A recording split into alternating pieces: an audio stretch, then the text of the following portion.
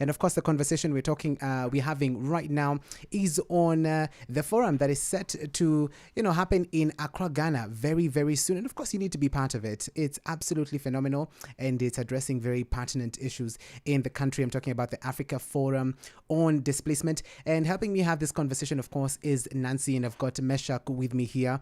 So, Nancy, there's something called the Refugee Forum, and this is happening. The Africa Forum on Displacement is a precursor to this mega event in Geneva very soon.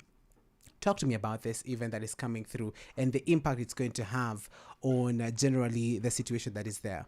Yeah, thanks, Muli. So maybe I'll try to actually talk about how the two come together. Yes. So the Global Refugee Forum is also the second one taking place in December in Geneva. It's a global forum. We have more than 3,000 stakeholders, business sector, governments, individuals, civil society organizations coming together to follow through on certain pledges they made for solutions for refugees in 2019. The first one was in 2019. Yes. And at the 2019 Global Forum, there was very little representation from the African continent. We had maybe about 5. And so our response coming back from that as Africans, including myself that were present, was to feel Africa needs to be more on the table when these conversations are happening globally. If we are hosting 44 million of the world's 100 million displaced people, then and these meetings are happening on the global stage seeking solutions, then the Africa private sector also needs to be better represented. Their voice, but also their ideas, their suggestions, their expertise needs to be more recognized and more appreciated.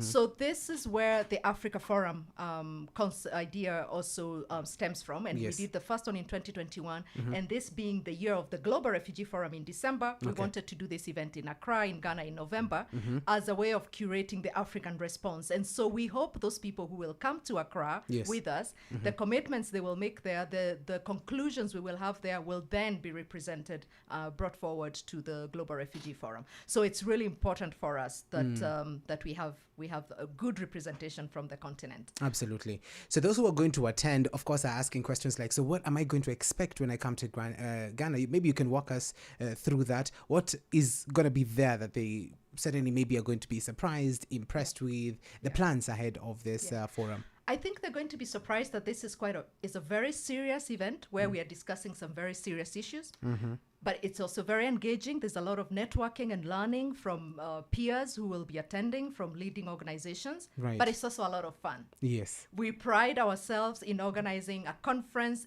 as a UN team together with our partners, and I want to talk about the partners we are putting together this week in a second. Yes. But we've really been sensitive to what we have heard from the private sector. That they want to come to meetings where they engage, where they learn, where there's impact. We need to show the impact of these meetings, but we also need to organize it with an African flavor. Yes. Okay. So they can expect that a lot of serious discussions, some engaging conversations. Yes. But also some fun. The cherry on top. Yes, absolutely. Absolutely. African fun. So we start the first day with a youth day. Okay. So a lot of young people, displaced people, but we also really want to welcome emerging and leading CEOs on this continent to be part of that day. Where they talk about their own, the young refugees talking about their own future and the vision for their own future and the kind of solutions that they're looking for. We also will be showcasing some very successful young refugee business people as well. So that's your day one. Yes. Day 2 and day 3, we have the serious part of the conversation where we really get into the meat of it, and companies show the impact they've made, especially those companies that came to Kigali in 2021. We'll be talking about the impact they have made since then, the implementation of the pledges they made then. They will be showcasing that, and hopefully there'll be a lot of learning for others coming on board. Yes. We have a gala dinner that night. Wow. Nicely themed African gala dinner. Okay. And so we're talking all things jollof are going to be there. I don't know what I'm going to do between the Ghana and the Nigerian and the Senegalese team, but Nancy from East Africa, I will do my best to make sure we don't have any jollof wars. Okay. And then we finish off on the Friday, and we top it all up with a polo tournament on the Saturday. Wow. That is phenomenal. I love it. I'm already in Ghana, by the way. I'm already in Ghana. Now, when she talks about impact, Meshack, you hit the first edition. Now this is going to be the second. Probably you're going to get brand new investors coming through, CEOs who have been given that position in the last few months. How do you measure their impact? All right, what metric do you use to measure their impact, such that when they ask you, you're like, this is exactly what we have done with your help? Well, according to the pledges that have been previously made, let's say, for example, a certain private sector entity has probably number of jobs, stock taking. Have we been able to meet those pledges that were made? And if not, what are the challenges? How can we enhance, so that we are able to even meet these targets, as well as ramp up the numbers also moving forward. All right. Yes.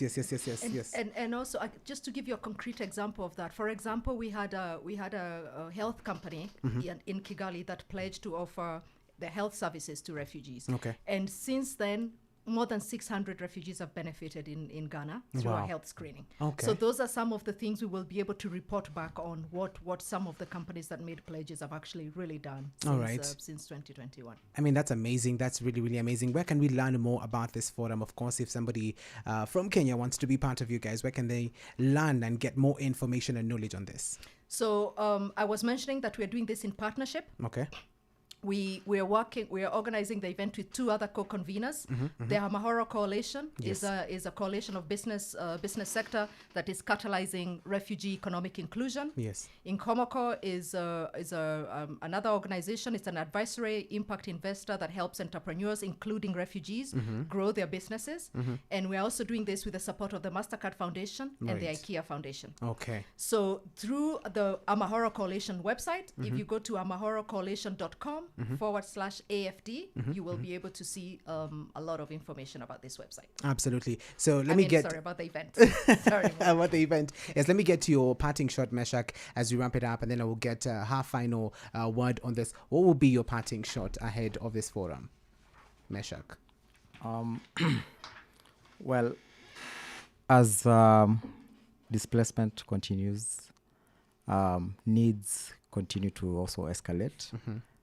So my call is for private sector entities to rally up, to continue making pledges, especially leading to this global refugee forum. Okay.